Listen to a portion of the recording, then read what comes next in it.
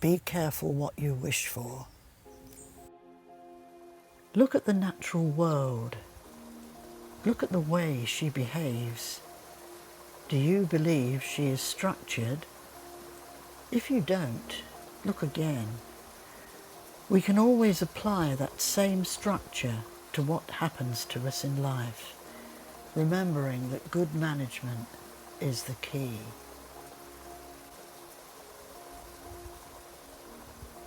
So you have a dream and you also have a goal. The dream you have has to fill the goal. It's rather like when you're in a hot air balloon and you've got the part where the people are, and then you've got the balloon itself going through the sky, and you've got the controls. The part between what you wish for and the end goal, the dream and the end goal, the part between is the part where you need to develop your awareness a lot more. By doing that, you can start to visualize how you see yourself managing this dream, because you do have to manage it.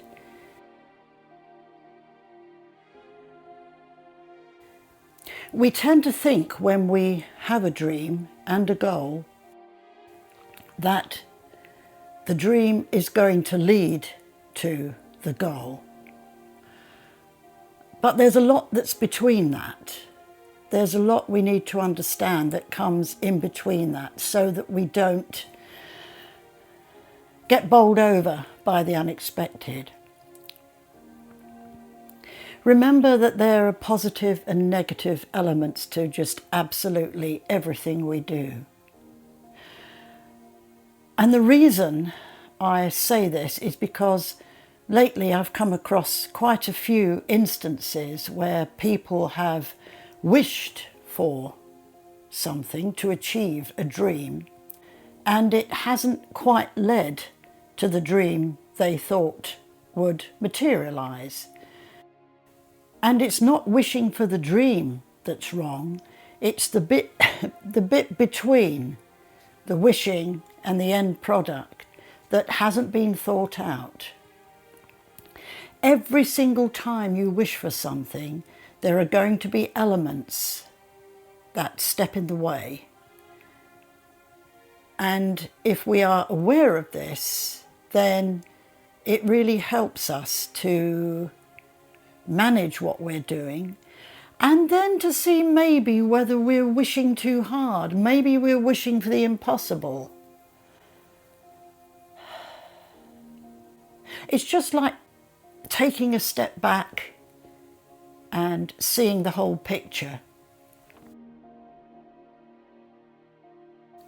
A lady many years ago said to me, "Be careful what you wish for," because she wished for an easy life.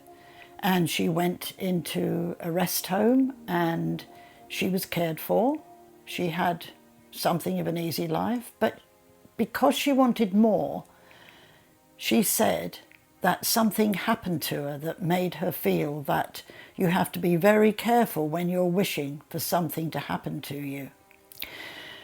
She was on a walk outside the home, and a car came along and hit her, and she ended up in hospital. And to cut a long story short, she did get cared for, but a little too much, because she lost the independence that she'd had. And she said this to me, that she wished too hard for something. She wanted too much. So we have to go within our means. That's the whole point. If we visualise a dream that we want to fulfil and we see it in all its glory, then we have to take those steps to make it happen. But there's one thing that we cannot do, or we should not do, is we shouldn't sell our souls to make that dream come true. because we could be wishing for something that isn't actually going to help us on our road through life. So that part that I speak about, that's in between, that part where we've got the controls, there we need to start visualizing that, visualize it, before we actually step forward to accomplish what we want. Because we could be pushing all the things aside that could happen, the negative things, or the offshoots of what we're asking for if we're asking too much. Perhaps we're asking too little. It doesn't matter. Looking at these controls, looking at how we manage things, is going to help us to visualize what actually happens when we are wishing for a dream to be fulfilled.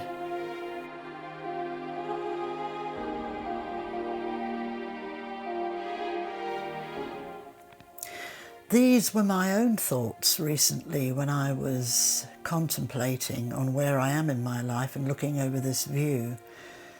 It gave me a lot to think about. The natural world can give you answers or reminders about where you are and what you need to do. And moreover, the natural world helps you understand those controls that you have in your hands. There's going to be disappointments. There's going to be something we didn't visualize happening. There's going to be us thinking or feeling frustrated, thinking that something's not working. There are all these things, and it's not being pessimistic to think of these things. It's being realistic. If we can visualize how we tend to respond or react in that in-between stage between wishing for something and visualizing the goal, what could happen? How could we feel if something different happened? If we can do this, then we're not going to wish for something that we can't achieve, or we're not going to go wild with our dreams and think one day it's going to be like this or that, and one day I'm going to fulfill all these different things that I want to fulfill. We have to be realistic. And remember that if you do wish for something and it doesn't turn out the way you wished for it, perhaps it is a case of be careful what you wish for. Review it. Look at the steps you took. Look at what led you to where you are now when it didn't work. And then learn from that. What mistake did you make? Did you wish too hard? Did you want too much? Did you not plan it out very well? Remember that there are always successes and failures that we meet all the way through life, and that's part of life. That's part of learning about life. And if you can visualize those and visualize the failures as well as the successes, and visualize that these are probably teaching you far more than anything else, then it's likely that you're going to take sensible steps when you wish for something. It's not wrong to wish for something, but make sure you don't wish too hard. Make sure you don't demand too much of what could come to you. Make sure that you ask for what you can achieve that's going to help you in your everyday life, because that, after all, is what we're here for. We're here to learn, to understand, to grow, to meet challenges, because then we learn about life.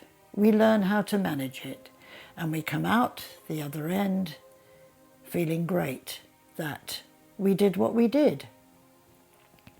Have a think about this. And the final message, which I always say to myself as well, because I've done it, I've been there with all of this: be careful what you wish for. Thanks for listening.